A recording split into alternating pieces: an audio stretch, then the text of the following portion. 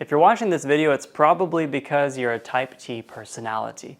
Not to label you or anything, it's really to help you understand that certain personality traits lead to different types of physical body imbalances. It's absolutely crazy. I've been working with men professionally for 3.5 years in pelvic and urinary and sexual health, and almost all of the men fall under this category. And it's quite interesting. So I'm going to get into that in a moment and explain to you how certain traits, how certain personality tendencies actually lead to chronic pain and symptomology. What's the correlation there and what you can do about it? If you didn't know, I'm Michael Hodge. I created Overcome Pelvic and Urinary Issues. I help men to transform themselves so that they can live an amazing life. Just real quick, Brandon actually is doing really well in our program. He posted a review. He had one thing in here. You get access to all his experience with this program. You can ask questions, you can receive guidance. Phenomenal. He was talking about video responses, and when you're in the program, you get coaching and support way beyond just the tools. But thank you, Brandon, for sharing that review. So let's get into it. You're probably wondering if you're the type T personality. I am, because I developed pelvic floor dysfunctions, urinary issues, sexual challenges. And yes, you can deal with some of these things without being in this umbrella of a personality type. But there are certain traits and tendencies. You might see something of yourself inside of this personality umbrella, this archetype. And it's really interesting because almost everyone that I work with has similar tendencies. I don't have a bunch of guys who are just chilling out, going with the flow, like surfing throughout the day and just enjoying life, not worrying about anything, not being responsible. I mean, type T is more like, I'm very responsible. People can count on me.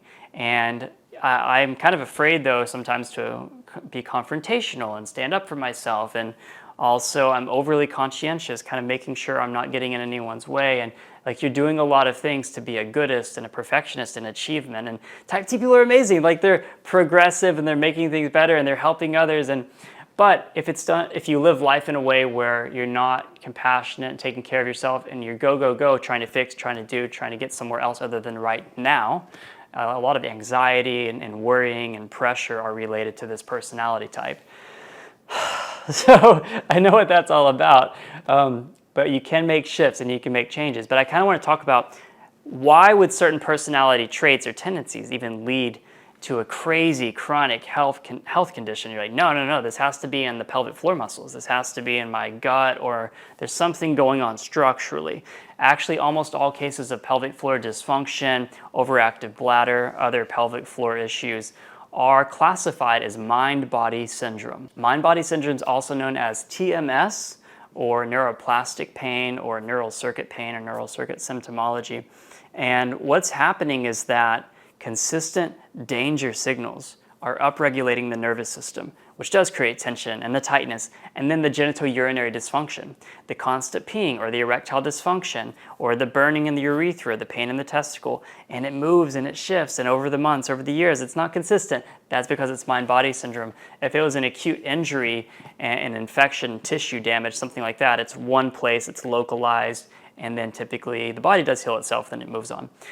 So it could have started, though. We're not even going to get into all of that right now, though, but mind-body syndrome. So what's happening is that certain tendencies, certain ways of living your life, of being who you are, or behaviors, are more high alert, are more danger creating than safety creating for your brain. So if you are anxious and you're like worrying about things in life a lot, you're worried about a relationship situation or what's going on at work, and like you ruminate on it and you think about it, or maybe you like check your email 30 times in a day, or those are examples, okay? Versus just like, okay, everything's gonna be okay, everything's working out, I can relax, I can release. Type T people have a lot of trouble just having fun. Literally, I had to learn how to have fun. Like, it's okay to relax and just chill out. It's okay to just enjoy life. It's okay. It's amazing, actually. But that just kind of shows you immediately some examples. Imagine if you're having all these thoughts and also certain emotions consistently, day after day. You've gotten used to it. You're just like, this is who I am. But that sends the brain danger signals. Like, this is not a time to relax. This is not a time for restoration, repair, rejuvenation, for feeling good. This is a time to survive, right?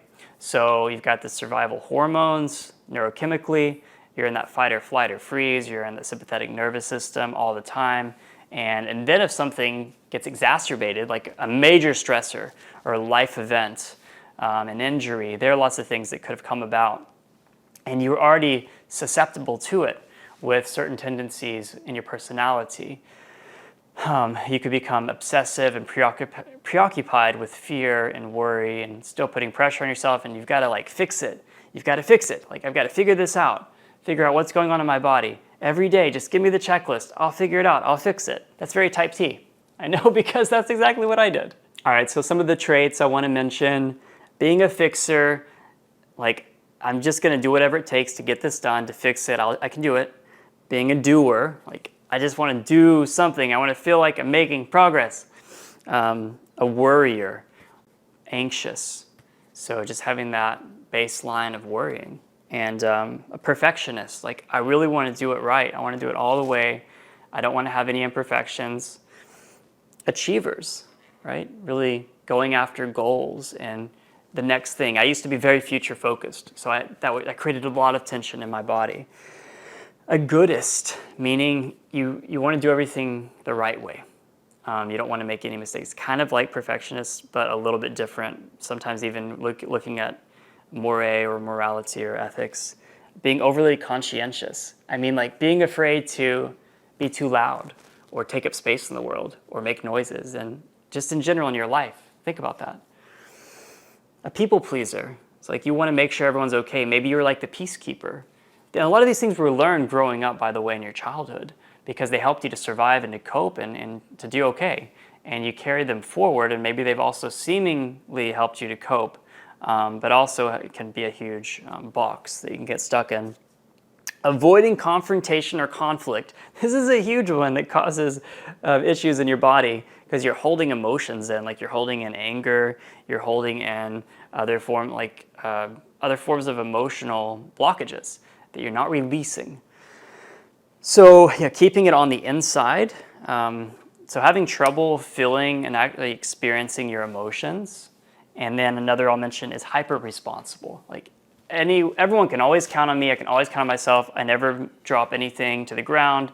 If you think about these traits and these tendencies, they create a lot of tension in the body. And then on the other side, you're oh, no, but what if I stop doing all this, my life's going to fall apart? That's actually not true. There are a lot of people who, clearly, even including myself, so I know what it's like to go from this to a more relaxed and present life where you start to make changes. It has to do with trusting. It has to do with everything always has been, always is, and always will be fine. You start to make shifts, everything's always working out for me. And we don't want to get into too high of a discussion here, but what I mean is that there are ways to learn how to relax and enjoy and be present. And paradoxically, life you end up being more successful. You end up making more impact, having deeper connections, more love, more connection, more relationships, because you're present with what's in front of you and what's around you versus being so in your head and having tendencies to put pressure on yourself. That was a huge one for me. Always putting pressure, I've got to do it right. I've got to serve more people. It was coming from a great place in my heart. I want to do great things for others. I'm here to serve. I'm not here just to have a meager life where I collect a salary and buy a house and then go on some vacations and die.